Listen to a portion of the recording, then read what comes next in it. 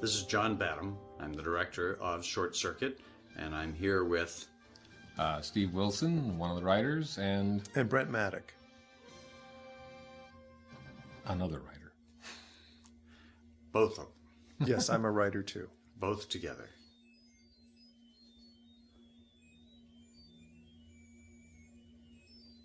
Yeah, the less said about those two guys. It was PSO's most successful film, wasn't it? Yes, it was. And TriStar's most successful. Right. Certainly for a very long time. I got a question for you right here. Was this shot in Eric Allard, the effects guy's shop? Or did they go out and do that? This was done as a special sequence by the title designer to show the creation of the robot and all of the the parts being built, and initially starting by drilling out the metal and forming the parts and having him come together. And it was an interesting way to kind of start to focus us in on the main character, number 5.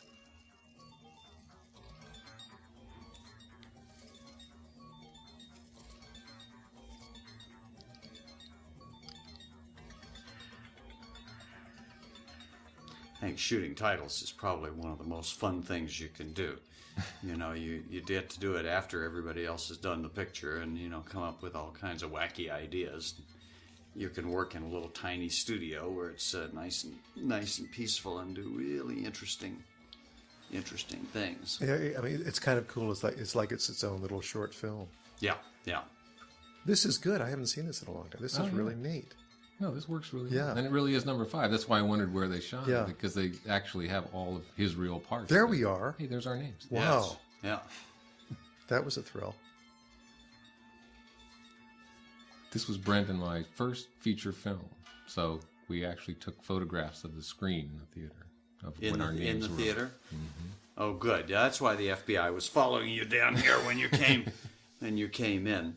I hate to disappoint everybody, but these flowers are plastic, bought out of the plastic flower shop, because we couldn't get them to grow in this yard, in this huge big thing, which is a Disney ranch. And I can't tell you how many thousands of dollars we spent on flower seeds that never grew. It didn't grow. And Oh, finally, you in actually tried to grow desperation, there was to get these, there was a run made to the plastic flower shop. And bring in the big tanks. I remember this day vividly, because this was the first day that I was ever on the set of a real feature film. Mm-hmm. As John, I should say, by the way, because of John, we were more involved in this movie than writers normally are. We'll get to some of that later, I guess. But I remember the first thing you said to me on this day was, "There's your blankety-blank tank." There's a blankety blank. I think we had a lot of trouble, and they were fussing about the cost of the tank. Plus, having to blow some of these things up was quite expensive. And this wasn't a studio financed film; it was independently financed, so that every penny was quite dear. And these kind of things were, quite expensive for them. And the producer is over in the background, sort of holding his head. Oh my God, the tank tread just went. I think it's very interesting, the robots that we'll see coming out here, because technology really had to be pushed to a whole new limit in order to design these robots. This is a design that comes partially from Brent and Steve, from some little drawings that they did on the cover of their script, and then putting them together with Sid Mead, who is the great futurist designer, who did Blade Runner and a lot of really wonderful futuristic kinds of things. Philip Harrison, our production designer, and Eric Allard, who was the special effects guy who had to build this. And I literally locked these guys in a room for almost a week, and I wouldn't let them out till they came up with a design that that worked. And what's interesting is that by the end, it looked remarkably like what Steve and Brent had drawn on the cover of the script. It was funny, that evolution. But I remember something that John said early in one of those meetings, because again, Brent and I were involved in this, at least invited, which was nice to be in some of these meetings. And I remember John telling Sid, "This thing has to have eyes. You can't give me something that doesn't have something that I can relate to." Because they had some really wild, very futuristic, I suppose logical designs, but but you couldn't relate to them. And then I don't know where the eyelids came from, the shutters that go up and down that actually give him a lot of expression. The eyelids were a contribution from Mark Damon, who was the executive producer, and he had said something about bullfights and eyelids on bulls. I don't know what it was, but I remember bullfights and wanting to get more expression out of it. So we had determined among ourselves that every piece on there had to be logically there for some kind of good engineering reason, that we weren't arbitrarily putting things on. And these eyelids actually became the equivalent of sun shields for the lens, because a lens, if the sun gets in it, it just glares so badly you don't get an image, and that would totally ruin the vision of the robot. So these were mobile things that could move around in order to get the protect the robot from wherever the sun happened to be. Yeah, so they had a logical reason to be there, but they also served the purpose of giving him a lot of expression. Tremendous amount of expression, and it was very, very good. Here's some early, there's a dark sky in the back, which is all computer done, because it's supposed to be stormy here. And of course, as always happens in movies, it's not stormy on the day you need it to be. It's obviously bright as anything. And the best we could do was kind of take the sky down a little bit. But here, as I'm watching this, I'm going, oh my God, they're obviously standing in, full bright sunlight. Well, what's great is looking at the computer equipment, because it was so cutting edge at the time.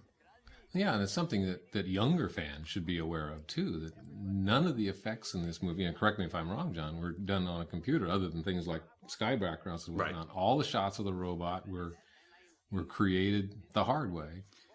Yep, done for real, done on the spot. If there are, 20 robots in this particular sequence, all walking around, that we had to build 20 robots and have 20 guys. Now here is an arm that was mechanically made by a robotic investigation shop, and Steve Guttenberg is actually now working on the earliest Macintosh, the 256K, which you'll notice is color. And at that time, we were telling a lie, because Macintosh didn't have a color monitor; it was black and white. And I kept insisting that at some point in time before we died, there was going to be such a thing as a color monitor. That's cool. And look at this primitive answering machine. That's wild. And it's funny to see the port for the big floppy disk. Yeah. All that stuff. I have to talk about the character of Ben here, done by Fisher yes. Stevens, because for a writer, I'm telling a story on ourselves now. One of the best and worst things that happens is when actors get a hold of your material and run with it. And in this case, and John, you'll have to fill us in on the details, but we did not write Ben as a crazy Indian guy. No. We had, I think, like a Southern guy. For years, what happens to you is people come up and they go, oh, I love Short Circuit, and that Ben is so funny. And that did not exist in the script. It was something John and Fisher came up with. Well, it was a very curious evolution, and as we were reading actors for the part that Steve Guttenberg played and for Ben, we tended to read them together, and the whoever was reading for the Steve Guttenberg part would be pretty good, and the Ben guy would be pretty dull. And there were some pretty good actors. And one day I said, well, gee, maybe we need a different kind of character here. The character isn't, we haven't hit on something. And Bronson Pinchot happened to be in reading, and Bronson Pinchot from Beverly Hills Cop and so on. And I suddenly had this idea. I said, well, gee, he does funny characters. Maybe he can come up with something. And he started doing some odd sort of character. And that was the start of the inspiration. Then Bronson Pinchot decided he didn't want to do the movie, and we cast Fisher Stevens, who was Gary Foster's best friend, but also Gary Foster's best actor, too. And he was wonderful, and I called him up and I said, Fisher, how about if you play this part as a guy from India, like a technician who's learned a lot, and he's very good with all kinds of electronics and technical things, but he's terrible with the language, and he gets it mixed up. And so Fisher Stevens panicked and said, I can't do that. There's no way in hell I could make that work. And we put him with one of the best dialect coaches in Hollywood who worked with him. And I'm going to think of Robert's name in a minute. Bob Easton. Thank you, Robert Easton. Absolutely. Robert Easton, and who is not only a good dialect coach, but he's an actor who thinks in terms of characters. So the two of them created this character, more full, and they would continue to improvise. So this character was growing day by day. And I remember going out to pick up my mail one morning about 7 a.m, and I opened up the mailbox, and there was a note from Gary Foster, our associate producer and Fisher's best friend, saying, please don't do this. This Indian character is the worst thing I've ever heard of, and you're going to ruin the movie. And I was getting all these pleas, but I kept saying, it's so funny. Gee, maybe we should at least try it. It's really hysterical. And when we got him on the set, all the crew kept laughing, so that encouraged us. So that's how we... That's fascinating. I actually didn't know there was that much behind it. The way the story filtered down to us, and I probably said something to Fisher on the set, way later in the process, was that Fisher had always done this crazy character and you liked it. That's actually how I heard it. Oh. It's a little more complicated than that. Well, getting all of these mechanical things to actually work. This is one of those things that's simple to write and difficult to shoot. But we had an interesting problem because we wanted number 5 to be part of the highest tech, highest security kind of place. That makes logical sense. But we also wanted him to wander off by accident, which is virtually impossible. And once we realized, well, maybe the way to do that is to have a lot of automatic machinery around. But the result, of course, is that, the production team had to come up with all of these different robots to accidentally push number 5 onto the truck so that he wanders off the base without anybody seeing him. Well, part of the theme of the piece is the difficulty of dealing with technology, and the design is very well meant, and we certainly see it constantly nowadays. And the design suddenly gets a little wacky, and the next thing you know, we have, like, say, the I Love You virus from last week, and all kinds of disasters happen along the way. But mechanical things, really, it's not safe to leave them alone, totally on their own, and that's been the theme of a lot of technological movies. I think the interesting thing that you guys did in writing this is that you were able to see the sense of humor in this, rather than taking it from the grim point of view of some of the other computer movies, 2001 or the Foreman Project, or one of those kind of pictures. Right. The genesis for us was even writing spec scripts, and this was a spec script. We were working in the short film business when we wrote this. We had written 4 or 5 spec scripts, and this was the one that finally broke us through. But the genesis of the idea was, let me back up one more step. We had done a little short film on how to do a research project. It was sold to schools and libraries, and it featured a stop-motion animation robot that I did. I come out of animation and special effects. And that film was so successful, we thought, well, gee, we should write a feature robot movie.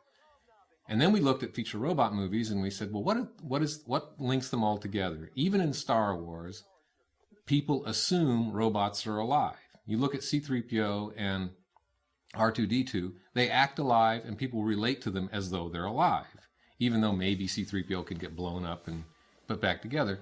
And we thought to ourselves, well, can we back that up? Can we go a completely different direction and address the problem from the point of view, what if a robot really was alive? What would people really think? And that's how we backed into this concept. Nobody would believe it. No one would believe it for a second. And the robot would have to go way out of his way to ever prove that he was alive. So that's how we backed into this idea. Mm-hmm. Yeah, we spent a long time writing what we called, I think we called it the robot movie, for lack of a better title. Probably. Yeah, and there was a moment when we, you know, sort of you sort of break the story and you go, yeah, the thing comes alive. What would happen? And then we spent a long time trying to figure out how does it come alive? And ultimately we fell back on lightning. It's like Frankenstein, you know, what else can you do but this sort of cosmological thing that happens? It was frustrating, and yet we thought to ourselves, well, it isn't really the point of the movie how he comes alive. You know, we must have run a whole half dozen other scenarios, but well, it's nice with the lightning because it implies, you know, God is involved metaphysical in some way. Where does life come from anyways? Nobody knows. Right. The second interesting thing is actually, to me, in the early generation of the script, is coming up here. The villain in this piece, which is represented mostly by G.W. Bailey, security Dead center guy. screen, the head of security. Right. He, even though he's played to be a fairly mean, tough guy, in fact, he's doing the right thing. And this always kind of amused us about the movie. This robot is a very dangerous Oh, by the way, weapon. let me interrupt you. That's Yes. a laser beam, an actual laser beam being photographed coming down, and it's drawing the shape of number 5. It's kind of miraculous that we could make it draw in real time little, you know, shapes of number 5 and trace supposedly his progress out on the road with this active laser beam. When we get into some close-ups, inserts onto it, you'll see the little diagram of him that's actually being done in real time by the laser beam. Yeah, real time on the set. Again, you know, you have to emphasize, you know, the technology. There it is. There it is. There he's traveling, and there's a little shape of number 5, right? You know, right there, moving along as they're tracking him. Probably, I don't think we even were aware of GPS at that point, but that's how this technology would have to be working. That's how it would have worked. Yeah. Yeah. No, I think GPS was still classified then. Yeah. We were so ahead of our time. We were. Weren't we? No, we did good research. And John and company did even more research. But anyway, there's GW. And the point is, there's an evil, potentially incredibly dangerous weapon on the loose. And we now know, the audience now knows, that it's not dangerous. But nobody else knows that. And, of course, they're going to try to destroy it. So we have a villain who's actually doing the right thing, just to the wrong character. Well, it makes it, you know, he's got a good motivation. It's very clear. He's not really evil. He's your adversary, and he's kind of amusing. That's why we let him be sort of silly and funny. If we wanted him to be really evil, we would have had to be much more serious with him, because we don't really believe how, you know, that this is a terrible bad guy, or that he's very, very effective, because we've allowed him to be kind of goofy. And including his boss there, that Austin Pendleton is hiding in the background right here, in between Fisher. I mean, Austin Pendleton is kind of a slightly goofy guy too, and we could have cast them with much more straightforward characters if we wanted to, you know, get a sense of real evil. We're up in Oregon, and the northern coast of Oregon, right on the Columbia River, in a little teeny town.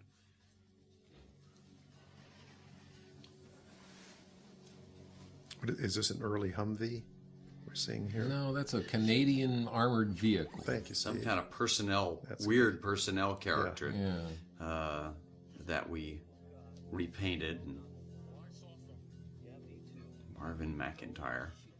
What a funny guy. There again is our little laser beam.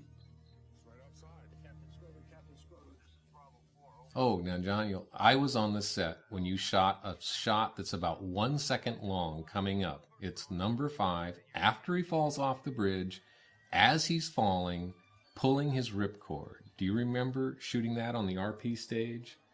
Oh, yes. Because I remember feeling for you that day. What a nightmare. Well, here, this is so complicated, all of this stuff, all the cuts to get him over. But here's the shot coming up. Right there. Yeah, and to go for that and to pull the ripcord. And I had them build a robot half size so that it would literally fall through the air longer. Now, I know I'm saying something that is, physically wrong from physics, but I knew that if we did it in slow motion, that if the robot was only half size, we could give it more room to travel through. I don't know if that makes any sense, but it actually helped us a lot. If he were the full size, he would have appeared to fall much faster.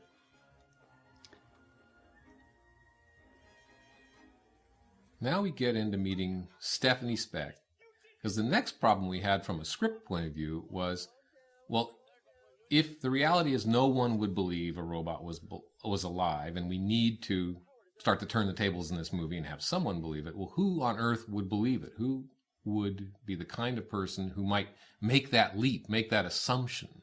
Somebody who was predisposed. So we came up with this animal lover, this young woman who saves animals. And her willing suspension of disbelief is something that we go along with, too. I mean, I think we want to believe in a character that is so instantly appealing and charming as number 5. One of the miraculous things about this character, I remember when I first read this script, it was about 7 o'clock in the morning that I started reading it, when I'm usually my most wide awake. And falling in love with this character by page 4 or 5 is very powerful. So we're all ready to go along with her anyway, because we already love this character. That's behind Ali Sheedy is the Columbia River and the big bridge that takes you over to Washington State. And we were so fortunate to find this house that we could use, just the perfect kind of house for her, a little junky and yet with a wonderful view and so on. The owners of this house were elderly people who spent their summers in Alaska fishing and didn't want to have anything to do with movie business. And the location manager literally had to find somebody who lived in this little town to fly up to Alaska with him to talk to this old couple and say, this is a movie company that really is going to be okay, and we vouch for them, and please let them shoot, outside your house. And I mean, there was a lot of begging and pleading, and old people, you can imagine, coming up to them and saying, can we shoot in your house? They were looked at us with great suspicion. But there's a lot of praise due to the location manager for how hard he worked to get. Now, this little doggy has 3 legs here, and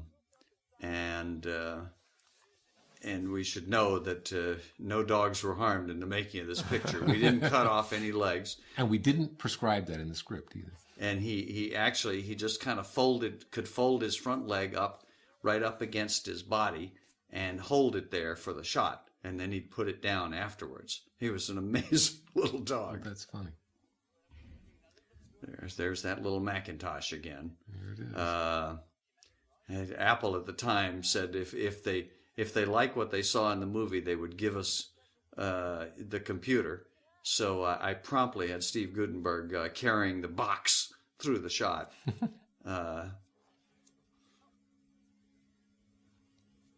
What is that animal there? That's a little skunk. Oh, that's and a his skunk, name right is there. Hollywood. Hollywood the Skunk. Has he worked in other pictures? Has yes, he gone on he's to have a been career? deodorized. He's been deodorized. Yes, and they're actually sort of nice animals. Once you get away from that problem. Yeah. So we always thought of this as an homage to Close Encounters or Right. E.T. or something. Well, you like want that Well, that because was the idea, it's got to be the perfect introduction for her to totally buy it, given what she thinks is happening here at first. Yeah, and Brent came up with this line. This is the sort of the best. I was talking about the case where an actor takes your material so far, the way John and Fisher did, that you don't even recognize the character. In this case, Allie just nailed this line, and it always gets a laugh whenever you see it with an audience. The line that Brent wrote to tell us what she's thinking, because we were trying to think, how do we know that she's thinking this is an alien? And she says, "I knew they'd pick me." And she just nails it right here.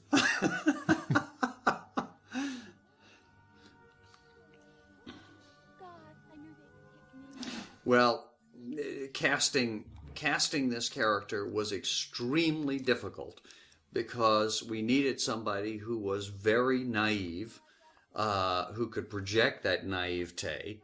Most of the women that came in had too much knowingness in their eyes and their manner, and they just could not bring it off, and they were not willing as actors to go that far.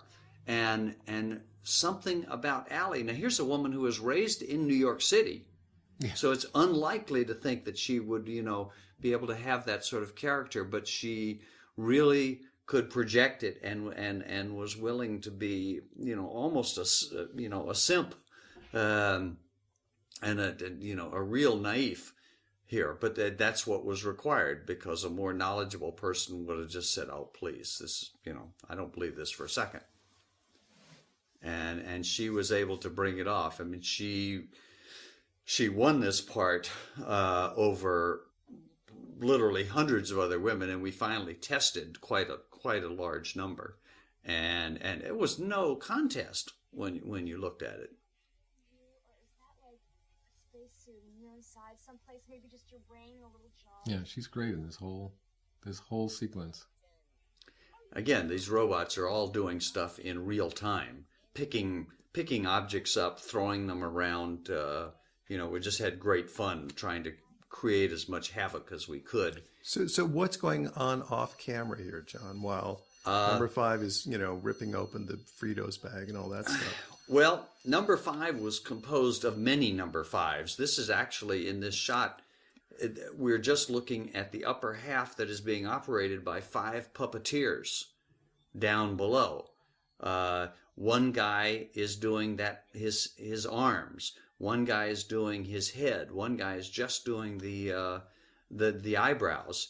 The guy who does his head also does his voice, because the voice we wanted to be done in real time so that Allie and Steve could act with him. We didn't want to have what's traditionally done, which is the script supervisor, who is always a terrible actor. They're always really bad. They don't hire you or train you as a script supervisor if you're any good as an actor. They say, "No, you have to go away." Good, you can have the job. You read the lines really badly. Yeah. So we didn't want to have that. We wanted to have an actor. And puppeteers are really actors. They just are actors who sort of act with their fingers a lot. And once they have hold of what they're puppeteering, these wonderful actors start to emerge, and many of number 5, the lines that were improvised on the set came from these puppeteers who are very clever.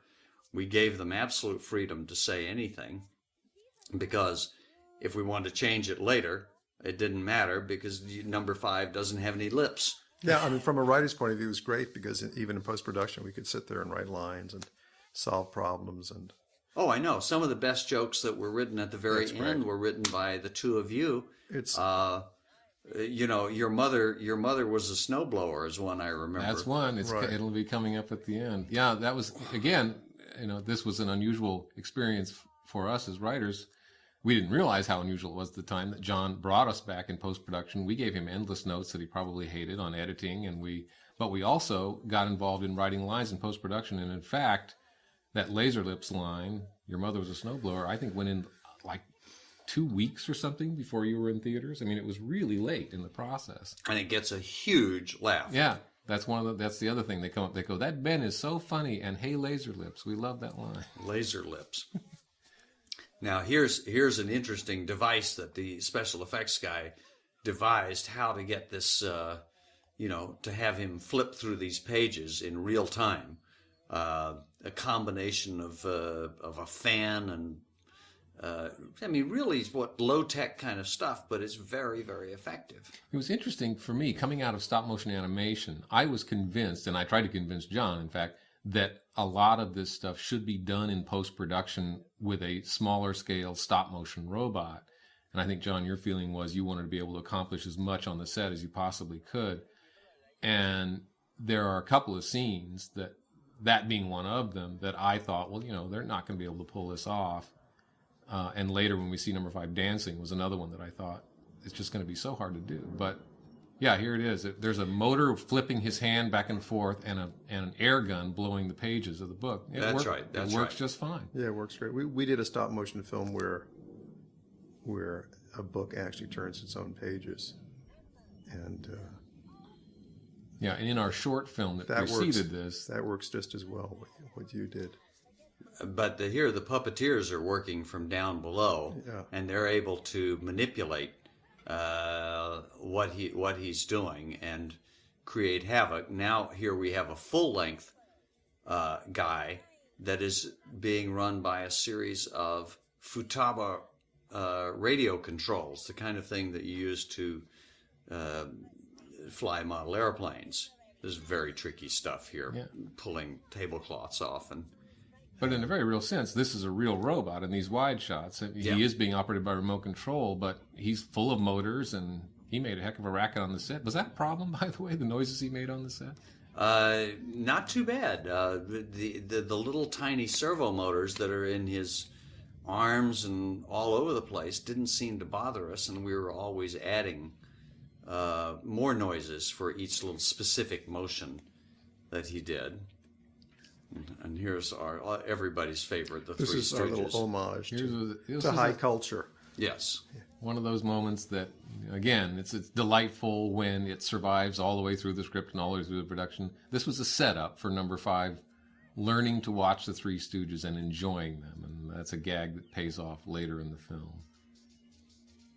Very hard. We looked at a lot of Three Stooges movies trying to find the exact right things that he could imitate. Right. That would work for us and make the gags work. We had to kind of do it in a sort of backwards way. Right. Easy to write and not necessarily easy to film. This is a funny thing that, as I watched the film in preparation for this, I don't know how you feel about this, John. We had this idea, and it's in the original script, that these guys were such high-tech guys, and they'd been closed up in their high-tech place for so long, that they had forgotten how to drive, and they were kind of completely socially inept. And as I watched it this time around, that was the only thing that bothered me. It seemed like number 5 should be the strange character, and these guys shouldn't be so strange. I don't know, it struck me on this viewing. Well, yeah, I mean, you could be right. Moments, I mean, they were always conceived of as geeks. They were geeky guys, but the idea that Crosby can't drive, it was bothering me.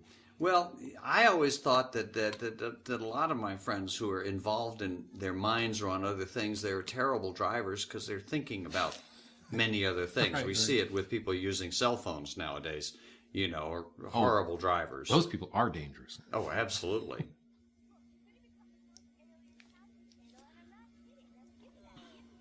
Quite a chore getting the rights to all these film clips for John Wayne and the Three Stooges and so on, so that we could provide him with the things that had to pay off later. Have a heart. Don't cry, little girl. Smile your tears away and dozens of other hits all on this big 2-record set. Call now, our operators are standing by. Now you'll notice underneath his eyes, there's a little voice box that lights up. to kind of, it goes in sync with what the puppeteer is saying at that point. Right. And that helps kind of add to, the alive feeling. No, there. And the actor, the actor's belief in it helps tremendously, that her willingness to, respond. Like she just put her hand up there on number 5's hand as she put it over her shoulder, and it's just a very natural and very believable thing, and it's so sweet. There's our little doggy pretending to have 3 legs. That's so funny.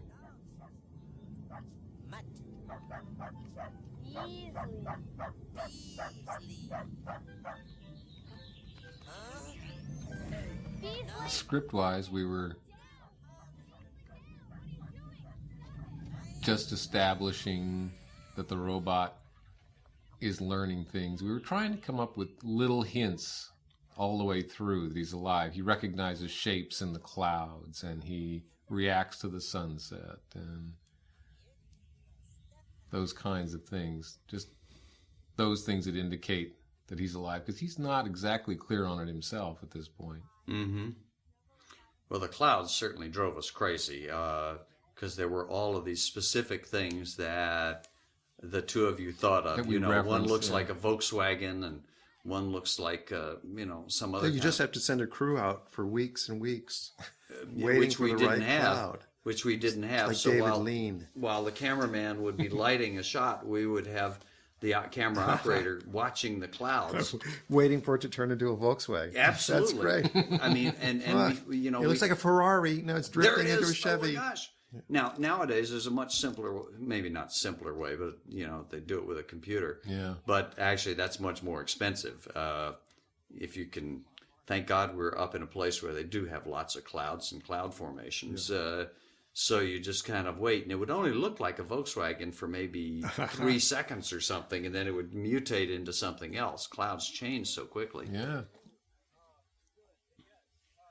So here we have, this is the Wachowski brothers stole all this from us to make The Matrix. Many films were inspired by Many this. films were inspired by this. This was they were a going, seminal if only movie. Keanu Reeves were playing the head of the the thing. Where was Samuel Jackson when we needed him? Where was he? Yeah, where were these guys?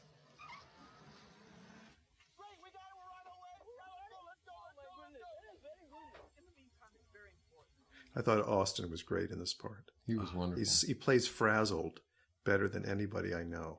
Yes, absolutely. Now Austin has had a lifetime problem with stuttering, and I went to school with him and have known him for more years than I care to say. And at one point in rehearsal, we thought it would be funny if he used the phrase "stat," meaning as doctors use it, right now. Mm-hmm. And I want something done, stat. And wouldn't you know it, this is the word that he would block on, and he could never get the word stat out without going stat. And he'd worked so hard with the speech therapist, learning how to get over it. He said, I'll get it. I know how to do this. And he never could. I thought, oh God, I picked the one word. The only thing worse would have been to say mother. And of course, I thought it was a great piece of invention on his part. With all of his, you mean the stuttering of it, or? Yeah, the stretching that word out. I always thought was a deliberate thing. It all worked. Boy, watch this, getting this to hop. This is amazing. When you don't want to know what.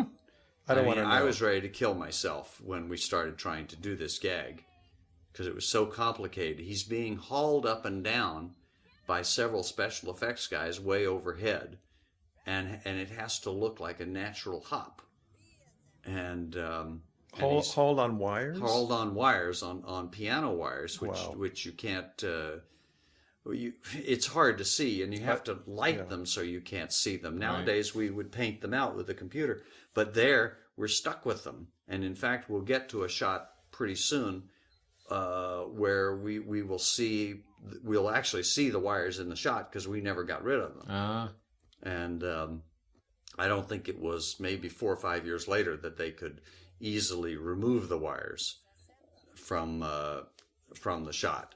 But up to that point, you tried to paint them the same color as the sky or whatever the heck the background was. Right. No disassemble! Where are you going? Please, escape! Oh my god. Hey, you! Get out of my... There's a nightmare. Got to get this guy into the van. I remember you talking about that. Tricking this up is was certainly hard.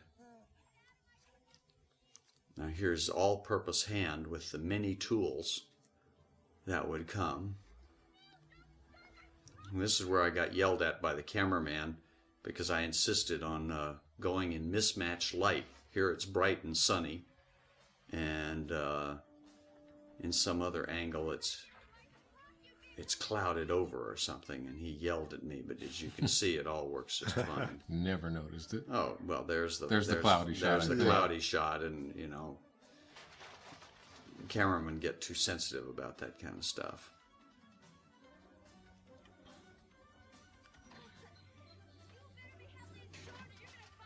Here's Allie doing a lot of her own stunts, Man. which is pretty impressive.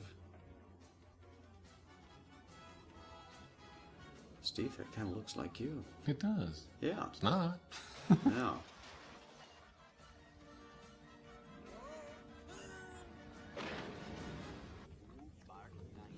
Luton, I'm seeing a blip on my scope. Drive slowly. Sorry. Luton, there it goes. It is moving at extreme velocity.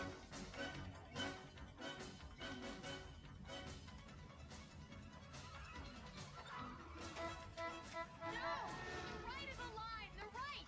Right, accurate, proper, correct, appropriate. No, my side over here. Quickly. The right. This picture is so complicated. There's so much work to be done in a short period of time that a lot of this was a second unit that was going simultaneously with the main unit, and this was directed by Greg Champion, who would take everything down and continue to get a lot of this runaway van, and that kind of stunt, which looks simple, but it takes a few hours to set that thing up and get the shot right. So I would be up dealing with Allie and the robot, and they would be getting this kind of chase. Here's where we almost lost the van. Yeah, it looked like and it was almost gonna tip lost over. Allie, and almost lost the whole end, thing. The end of the movie, yeah. I've always wondered about this. It was shot, almost actually. the end of the movie here as this goes over the edge, Oh, which man. it was intended to, and it was on a cable there that would stop it. It was hooked up to a cable. Is that what we wrote, that it went over the edge and hung there? I don't I'm remember. trying to remember if we're responsible. I don't We remember. may very well have been. Yeah. I have to say, John took us quite literally in a lot of stuff. I mean, in the writing that we've done since, we've come to appreciate the fact that it makes you feel Somebody guilty. actually paid attention to When- what you wrote. Yeah, I mean, when you write hopping robot, you get out there with 100 people and you make him hop. That's because I have no imagination of my own. I have to depend on what you come up with. But honest But what to happened God, in this? well, here as the stunt man is driving this van toward the edge, it's hooked up to a thick piece of airplane cable at the back, which was, pegged into the ground into a huge big piece of steel, and the whole thing snapped. Wow. And it was just within, millimeters of the whole thing toppling over into a big chasm. Sometimes you have to be so careful with these stunts because these things just can cause terrible, terrible injuries, as we know. And even when you're as careful as you can possibly be, it still happens.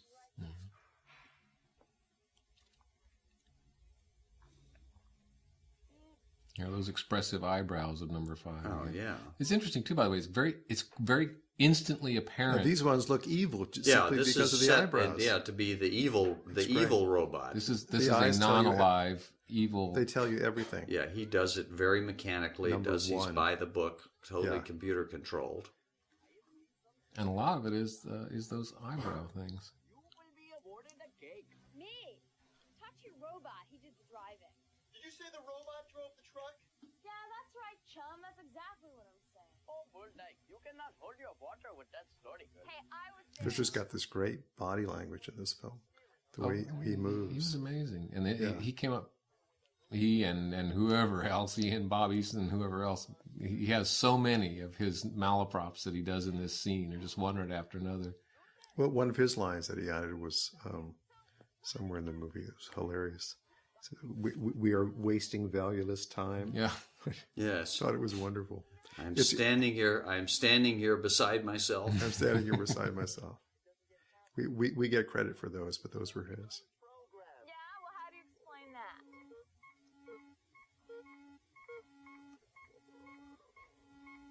You see? He's scared that if you take him apart, he's gonna die. Where'd you hear that? Number 5 told me, tell you if you just talk to him. That's what I've been trying to do. No, I mean with your mouth. Watch. Okay, man, this is the plan. Number 5! Number 5, come on out. It's Is okay. it cool? It's okay. These guys aren't gonna hurt you. They're your friends. This is where she trusts them. No. They just wanna Yeah, she convinces number 5 to come out. And here come those bad guys. The bad guys. The whole security force. Yeah. See, that was good.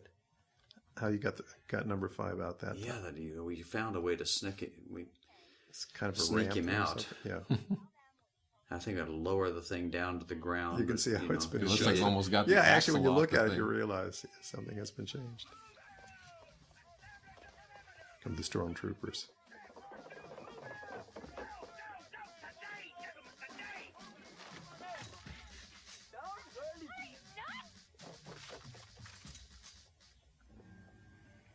Now, if you want to see some wires, get ready as we get into these close-ups of number 5 getting shot.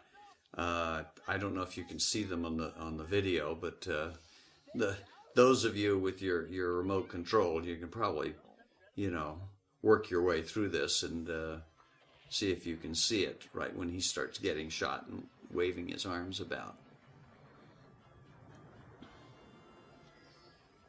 Was that in order to get the rapid gross movements? You needed Yeah, to do it that way? just to move the arms around because the motors weren't quick enough in response to give you things that you needed.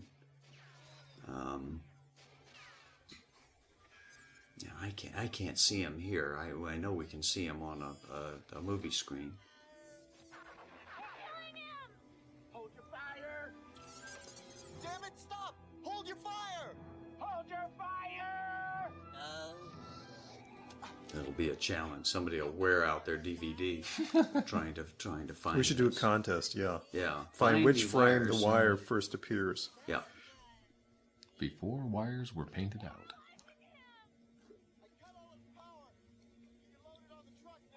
But the whole, design of the robot was to say, now what if this thing actually had to, be able to get in and out of vehicles, to go up over rocks and Right. totally irregular rough terrain, and that was the genesis of the treads as opposed to wheels. Yeah. And being able to grasp things and do things that other less human-like shapes couldn't be able to do. It's interesting, some of the bomb defusing robots that we see from the bomb squads, don't look totally unlike number 5. No, absolutely. They have stereo vision. Sometimes they have manipulator hands and the whole thing. It was interesting too how dead he looked just there. You had his head bent all the way back in a way. Mm-hmm. He really looked Oh, yeah. in a bad way. Poor guy. I forgot how pretty it is here in Northern Oregon. The light's so pretty, and it's right up by Mount St. Helens, which is, of course, what our 2 actors are now talking about. I think they had actually, the weekend before on their day off, they had gone up to the top of Mount St. Helens, so that was on their mind. And we didn't have any dialogue for this part, so we started having them, improvise conversation while we're focusing on what number 5 is doing here, recreating himself, and Fisher, who could always be counted to come up with semi-obscene lines, comes up with like, oh, while you were up at Mount St. Helens, did you get a piece of ash? Real crude bathroom, boy humor. The girls all roll their eyes, but the boys think it's hilarious. Here's another sequence that, as we were writing it, God. I felt it would have to be stop motion animation again with a smaller, more controllable animation puppet. But once again, they got the full-scale robot to do all of these various actions of taking himself apart and putting himself together. Well, it's great fun. It was great fun trying to figure out, how can we do this and how can we make it appear like he's rewiring himself and so on. And I have to say that Eric Allard is one of the most inventive special effects people I've ever worked with. And how they made most of this stuff work with literally off-the-shelf components that they would buy from various electronics vendors and adapt them in ways that they were never designed to do. And here he's put his fresh, brand new arm on.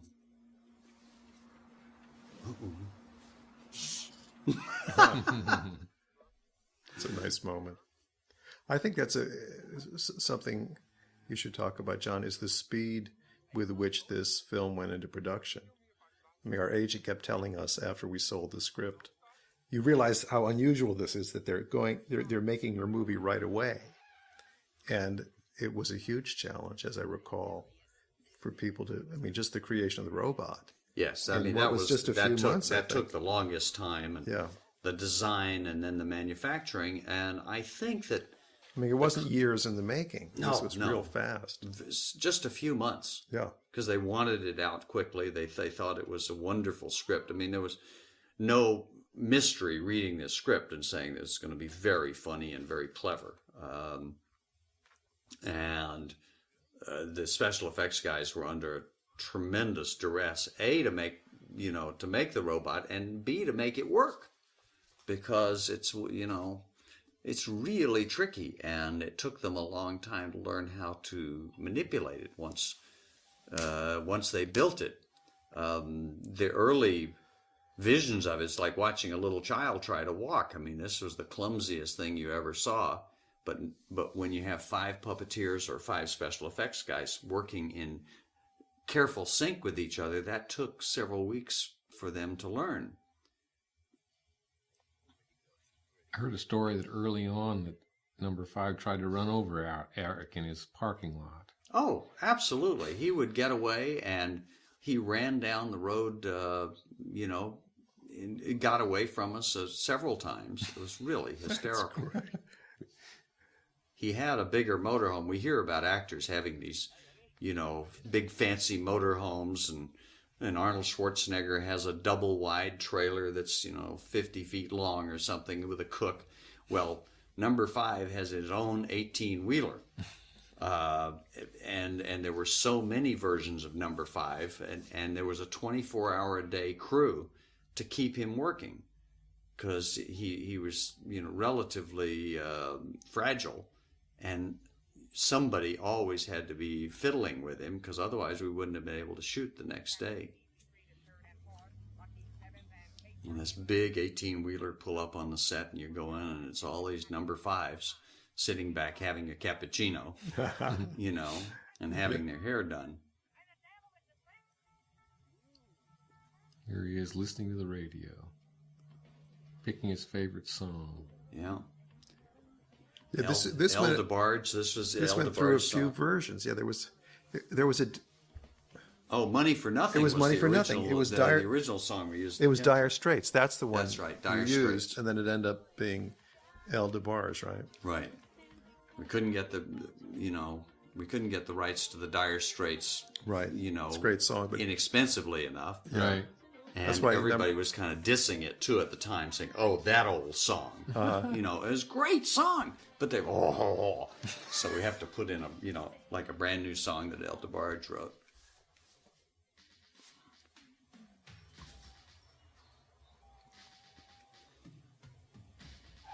So he's figured out how they're tracking him, and he's gotten rid of his transponder. Oh Lord, this is the worst joke ever. I think I'm responsible for this one. You guys, You think we didn't write that? I don't. I don't remember. know where they've got the. There was some gag. We There had was some something gag when they She were. says, "I hope you took the grass out of the glove compartment." That's right. I don't know what was in the script. Yeah, It's hard it's, to I remember. hope you took the grass out of the glove compartment. Get to, old people, old dopers, Old doper jokes. Yeah. old doper jokes. From Oregon. Old dopers from Oregon. Yeah, they were very sweet actors.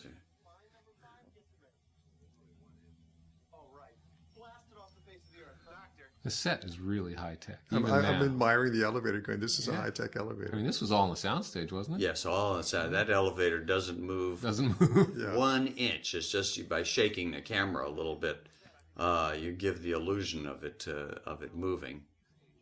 Howard, this is ridiculous. Think of it as a full-scale field test. Use your terminal and you're out of a job. Howard, We were shooting on, believe it or not, the Selznick Studios, where the site of Gone with the Wind, on one of those sound stages in Culver City. And they built all of this. I don't know if David Selznick would be turning in his grave, knowing what we're doing. Now there's an uncredited writing thing here that you guys have never heard about, and it's being revealed here for the first time. When we get to it, I'll There tell you are, John, holding the camera. Tell you about it. Who's that? The director is holding the camera. Yeah. Oh my God! Yeah. I don't think we have to look at him anymore. No, I don't know anything about it. I don't know where he is. Why haven't you gone to the police? Shouldn't you have gone to the police already? Well, there you have it. Yeah, you know where it is. It's such a low budget picture that we had to, make the director be an extra. Now,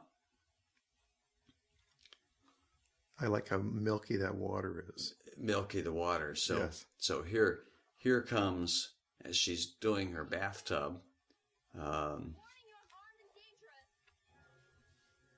Number 5 comes in disguised. He looks at her, and he says, "Nice software." This is a joke courtesy of Tom Mankiewicz, who has written many of the Bond pictures and the Superman pictures. Oh, for crying out loud. Who just said it over lunch one day as I was telling him about the sequence. Wouldn't it be funny if he came and looked at her in the bathtub? And so I'll steal from anybody, and this is probably the first place that Tom gets credit. No, I hadn't heard that story. Yeah.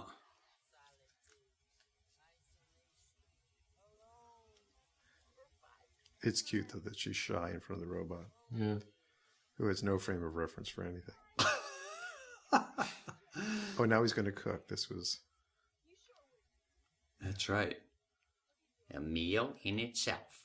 Yeah. All right. You can stay, but just for tonight. Excellent. And if they catch you here, I do not know you. You got it. Okay, man, let's do it. This is very first vehicle I have stolen in US of A. Me too. It's kind of exciting, isn't it? With excitement like this, who is needing enemas? Look, Ben, we're doing the right thing. If they trash number 5... Let's see what's happening. Crosby and Ben have now rebelled, and they're going against orders now. They're Yes. determined to find the robot. But their The boss boss. is, he's ahead of them. He's in there. He's waiting in the van. Yep.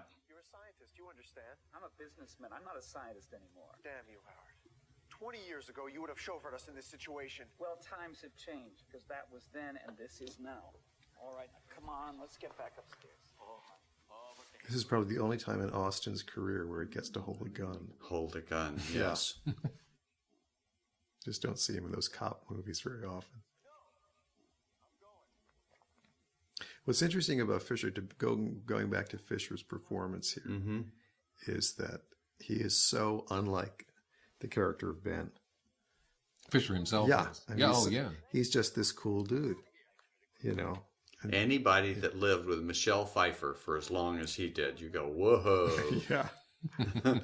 All right, something's good about that. Give props to Fisher. I think that's why he was so reluctant to do it. But once he got into it, he was completely serious. Yeah, well, people. I mean, I was impressed by how many people were surprised when I told them that no, he's not in India. No, he's not an Indian. Yeah, People couldn't believe it. People are astonished. It's a nice angle on the house there. Yeah. Oh, he would bring Indian people wherever we were shooting. He would learn. Now here's an homage to your earlier work, John. Yes, here we go. Saturday Night Fever. Yeah. You know, drag it out at any possible opportunity. You work it in your dinner conversation. Yes, that's when right. I was directing Saturday Night Fever. That's right. Yeah. Absolutely. You know, Yeah. name dropping, picture dropping here. It reminds me of Saturday Night Fever. But now trying to get the little robot. Get to the do. robot to do what Travolta could do. That's a challenge.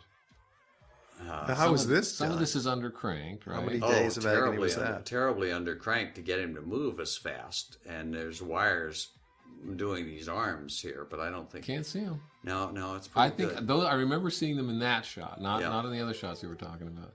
But that's the full remote guy. Oh, right yeah. there. He's doing that move, even if he's doing it slower. This was pretty late in the shooting schedule, and the guys had gotten really good Yeah. at making him work.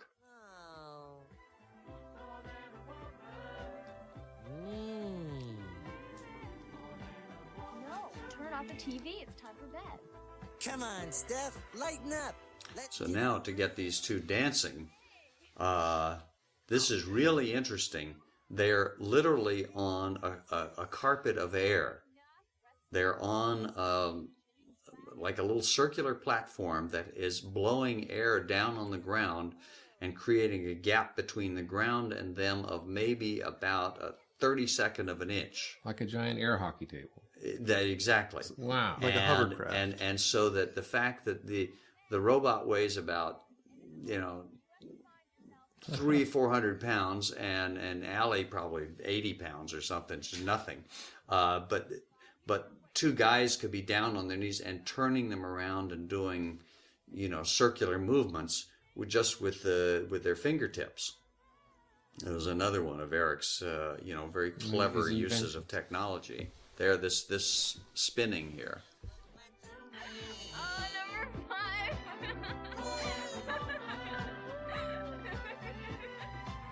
My little woman.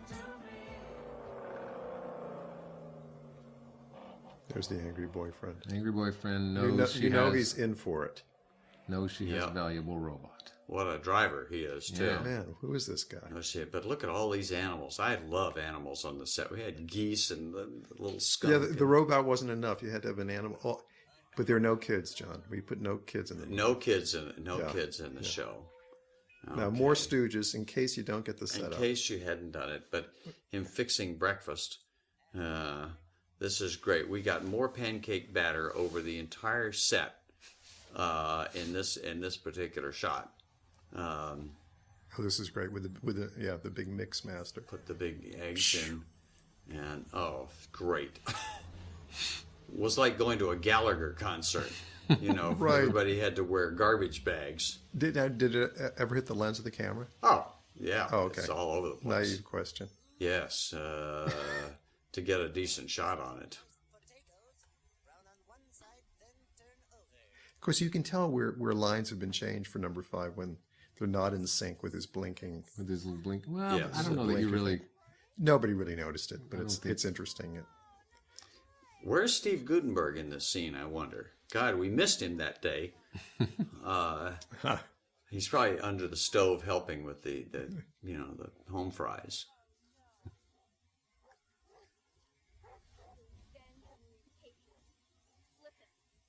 I think that's a little ferret that's Looks up like in the basket of oranges.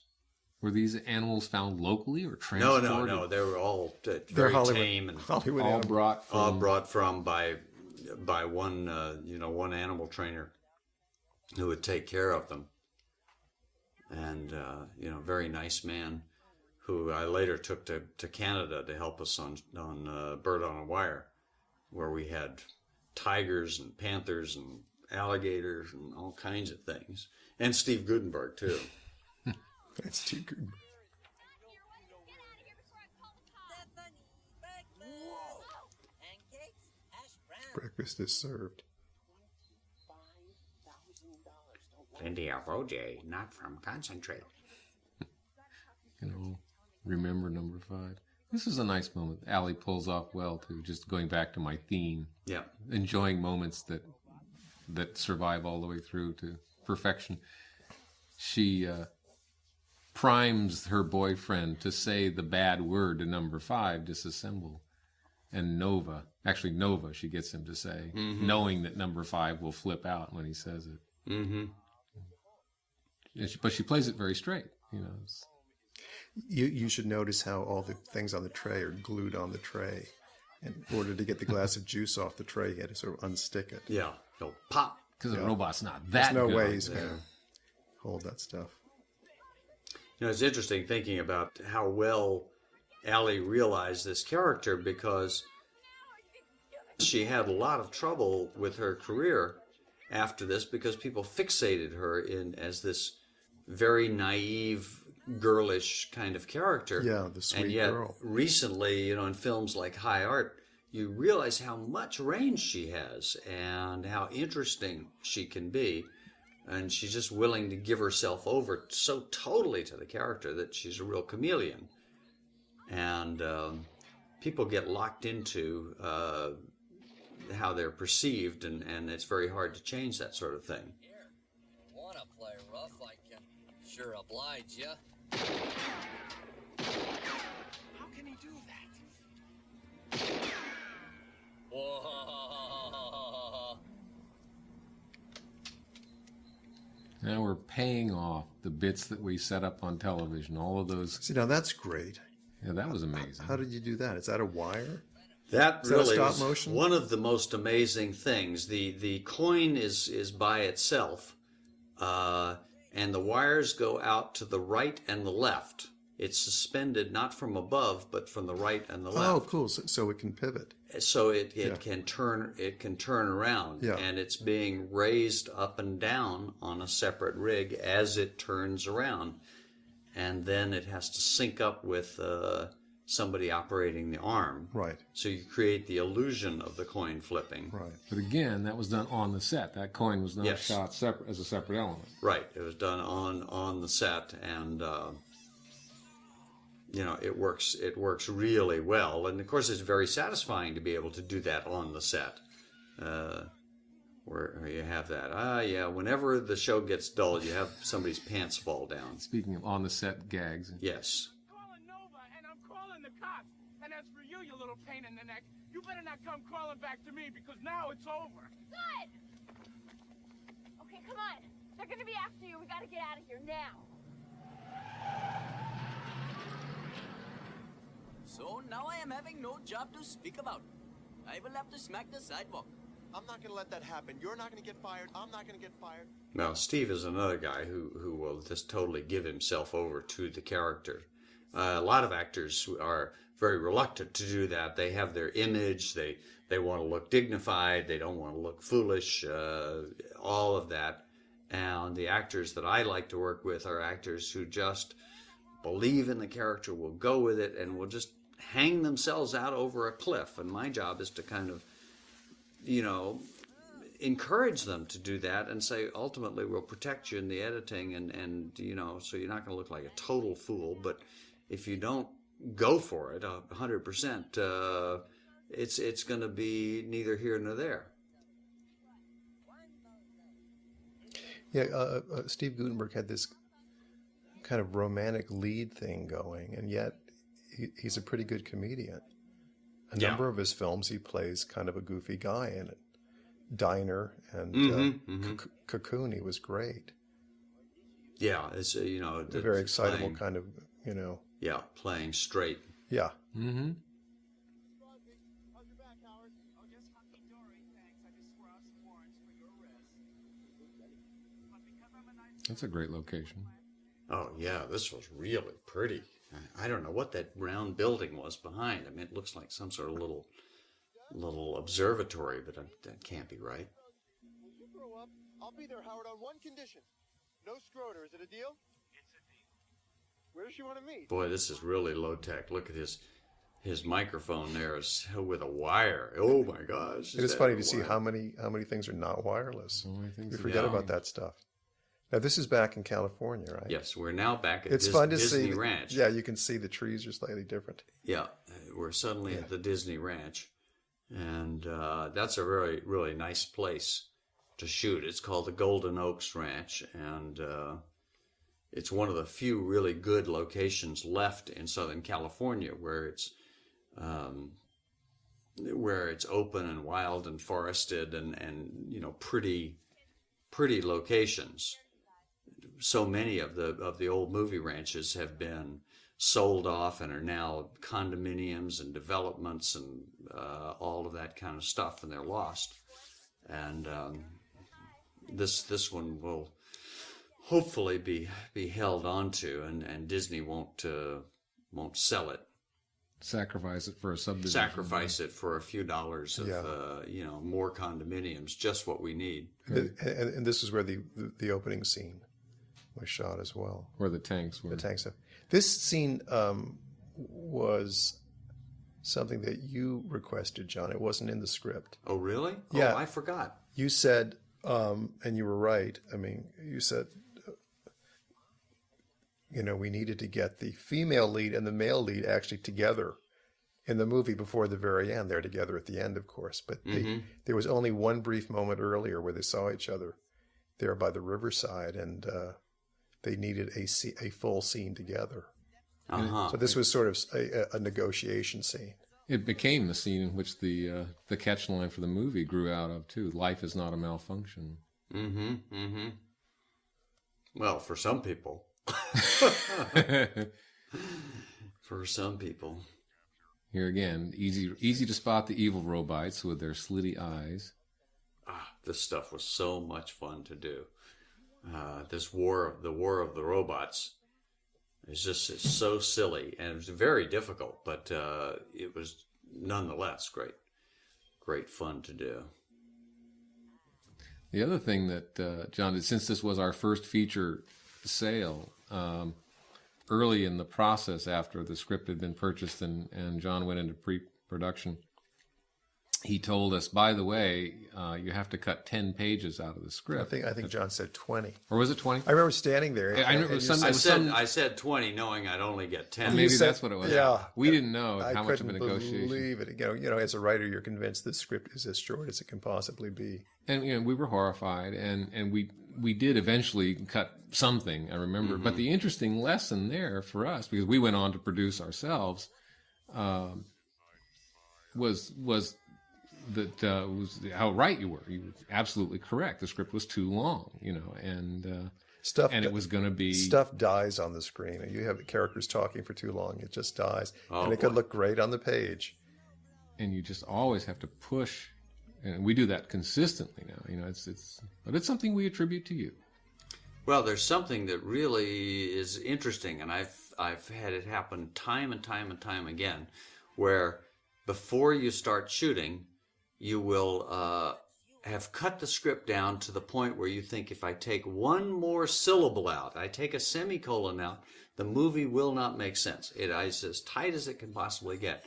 And then when you put it together and look at your first cut, you'll find there's a good 15 or 20 minutes that you can take out.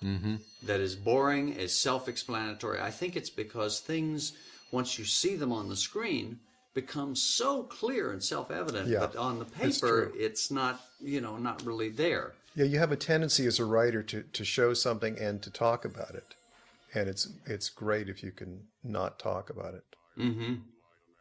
More toilet jokes. Toilet joke. Oh boy, we love those. We're covering everything. We did the food, the toilet. Yes, your toilet thing got around the them all. guy's We did head the pants and the pants falling down.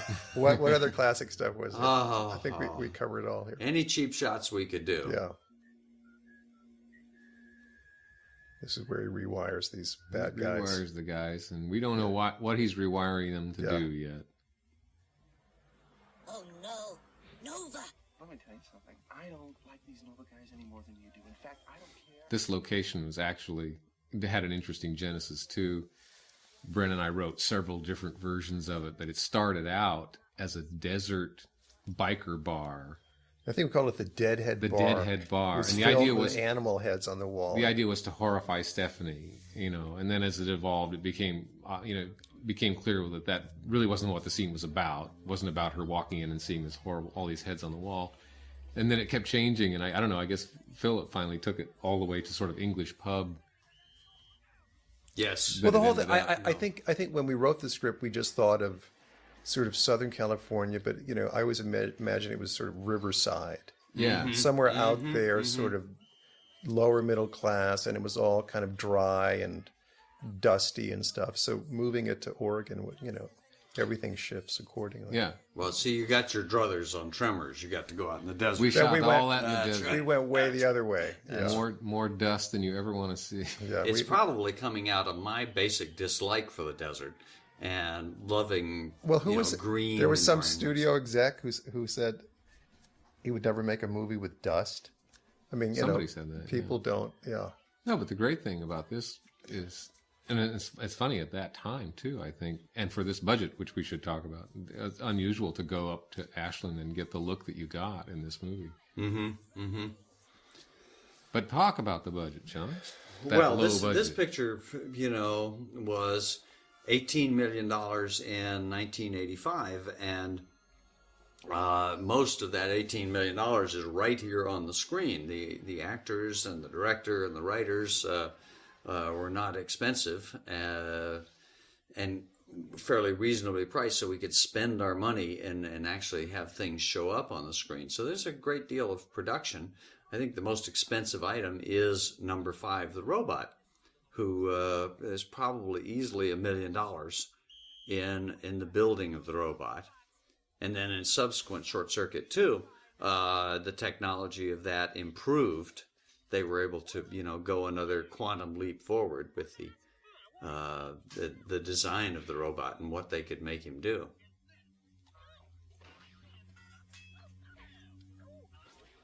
The puppeteers replicating the Three Stooges. These guys rehearsed with this Three Stooges thing forever, and they really got it down so wonderfully. It works like It's great a with treat. the moss on one head to make it look like Larry's hair sticking out and all that stuff. Remarkable. The preview audience laughed all the way through the next scene. It was they were still laughing during all of this shot. Yeah. That word Vasquez rocks. Anybody who's watching this on DVD, please start laughing now. Back up the DVD and then just start. Even though you're alone. Yeah, even though you're sitting alone and doing whatever. I don't even want to get into that. Never mind. Okay.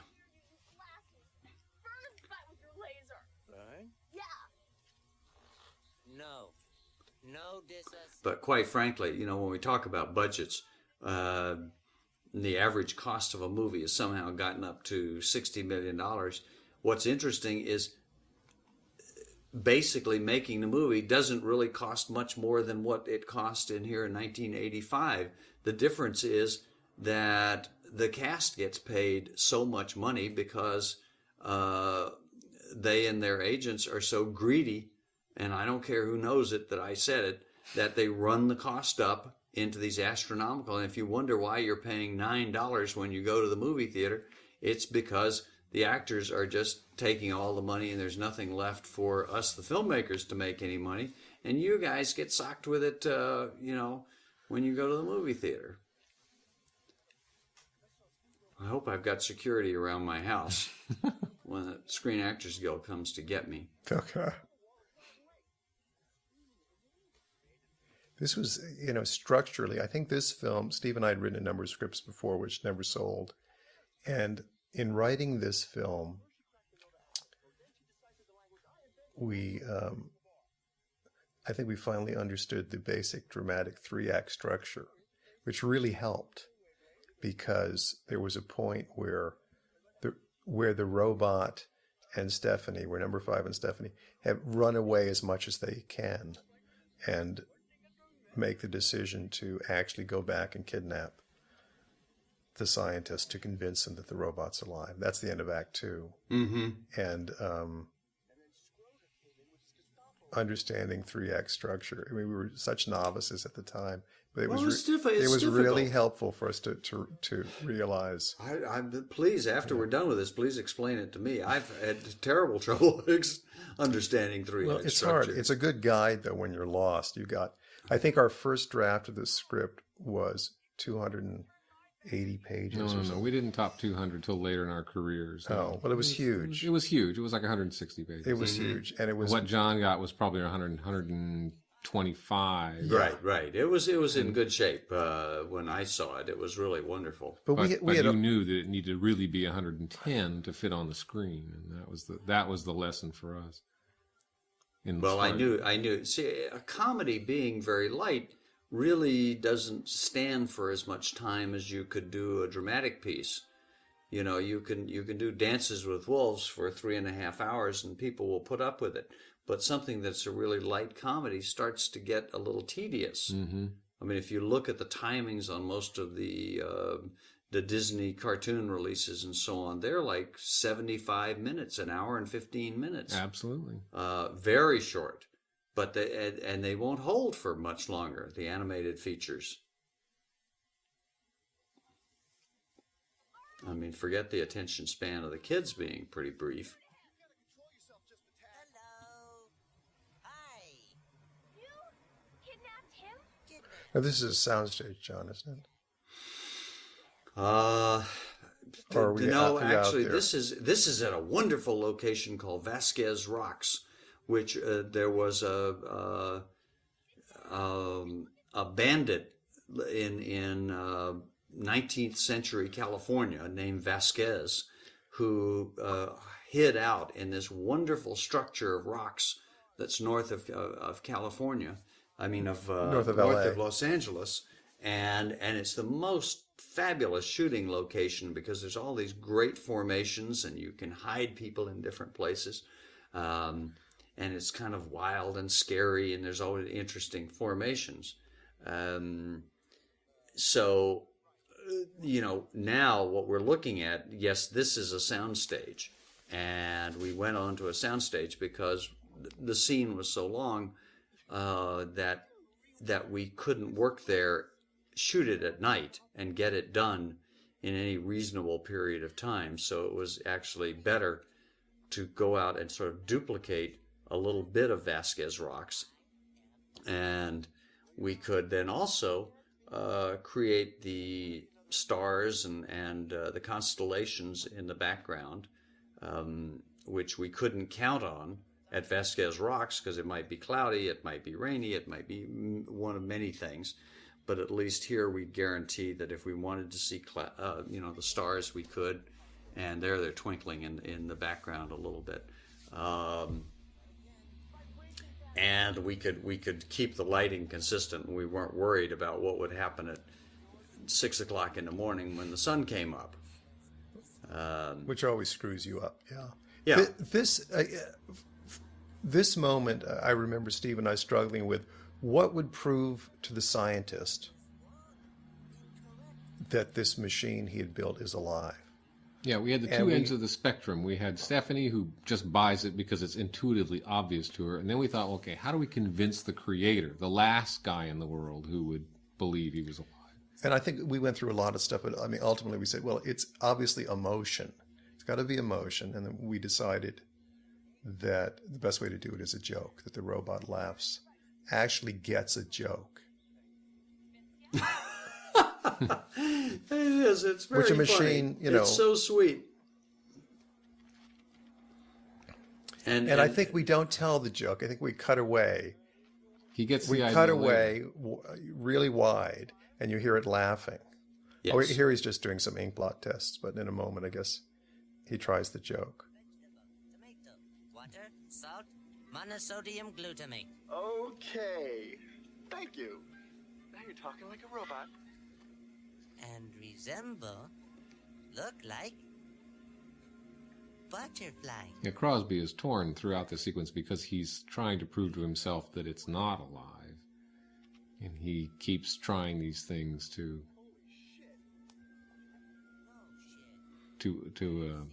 he keeps trying these different tests And he does wind up with a joke. I think the joke actually takes place the following. It's dawn when he finally gets the idea. Yes. It's just where he. Oh, he spent the whole he's night. still working on it. And he's Yeah, he haggard. spent the night. Now, actually, Poor guy. what's interesting is Philip Harrison went out to Vasquez Rocks in the middle of the night to get an idea of what this would look like. And the horizon, I see a little light on the horizon here. That's what you get, even with no light. I don't know if that's coming from Los Angeles. And then we shot this at Vasquez Rocks at dawn to get to be able to cut into this part of the sequence, Right. where the light is starting to come up, and get the feeling of the mist that happens. There's dawn. the idea. He gets the big idea. Yeah, he goes and tells this joke, Yeah. world's worst joke, but then that's part of the point. Right. We'll draw a circle on the ground, we'll throw the money way up in the air, and whatever lands inside the circle we'll give to charity. The minister says no. We'll draw a circle on the ground, we'll throw the money way up in the air, and whatever lands outside the circle, that's what Oh, no, the punchline is in here. Yeah. No, the That's right. punchline is here. That's right. He says it, and I forget what the joke was, but didn't work. Oh, I get it. And there he's the laughing. wide shot you're thinking of. The wide shot, you can hear it echoing all over the place. And if you haven't figured it out by now, that's a matte shot that we saw for the wide shot, as we couldn't get very wide, and it just had to be all painted. This shot, actually, this sequence, the dawn part, had to be totally reshot, because the first time we shot it, we didn't get the lighting right, and it just looked terrible. It looked like out of some old Hollywood musical like Oklahoma or something, and was, not a good illusion of being on the stage. And so we went back and in a panic and put a lot more smoke in and made the lighting a lot more subtle, and then tried to blend it into these dawn shots of the guys coming. So it's a lot more satisfactory now than the initial, which I was just horrified when I saw it. But that happens, and you just don't get this stuff perfectly the first time. Something tricky like that.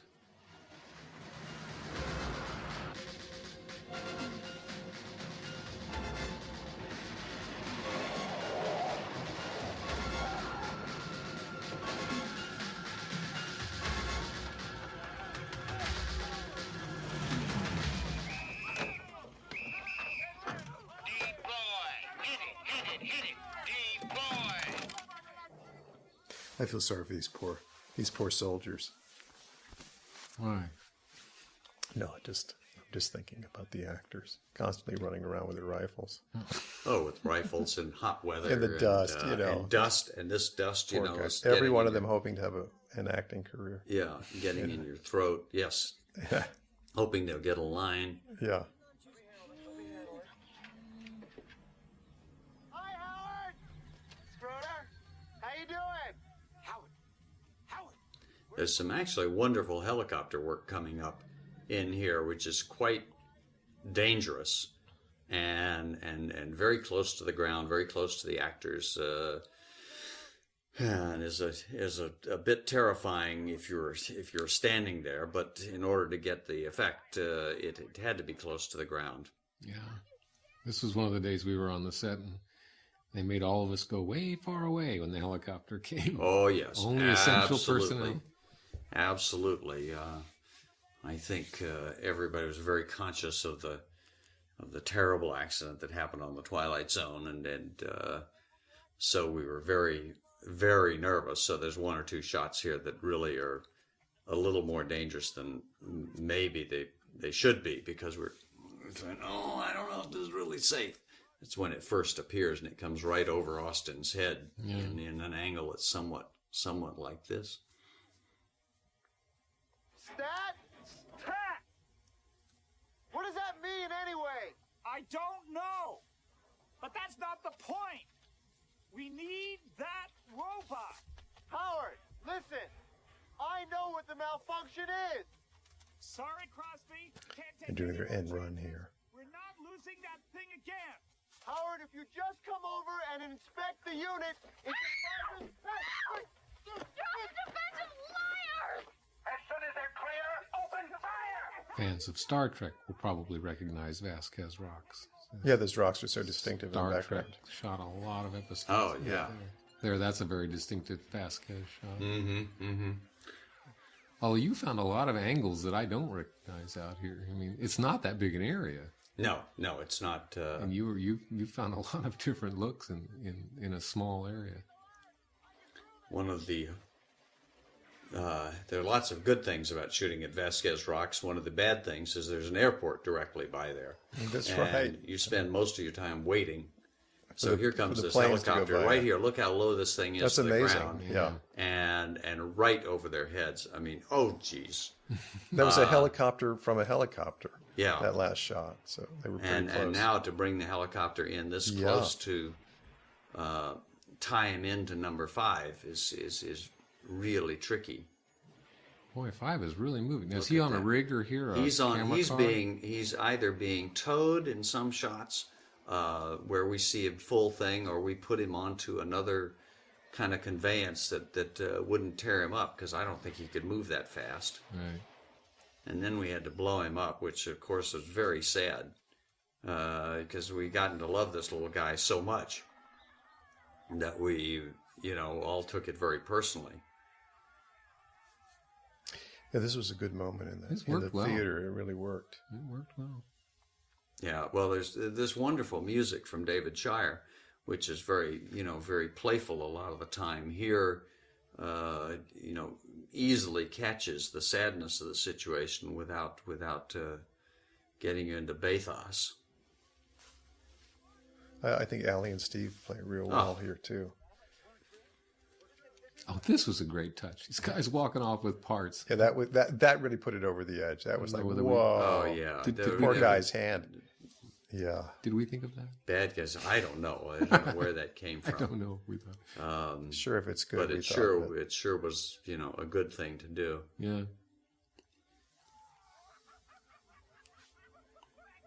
We had an interesting problem script-wise here too, because we felt that we wanted to end the movie with sort of with a question mark, with people not really knowing that number 5 was alive, and yet we obviously didn't want him to really die. And it was quite a while before we came up with the idea that he would be smart enough to build. Look at this! How sad that! Oh my God! Just carrying the corpse by. What a dead robot that is! Oh yeah, very sad. And figuring out how long this part of the movie had to be, because it could be drawn out forever, and we wound up, truncating the scene back there and getting right into this part, because it was like so sad that we were losing the audience in our early test screening. Interesting, yeah. Yeah, that's interesting. Yeah. With the audience angry at you for too long, it's not good. That you'll never get them back.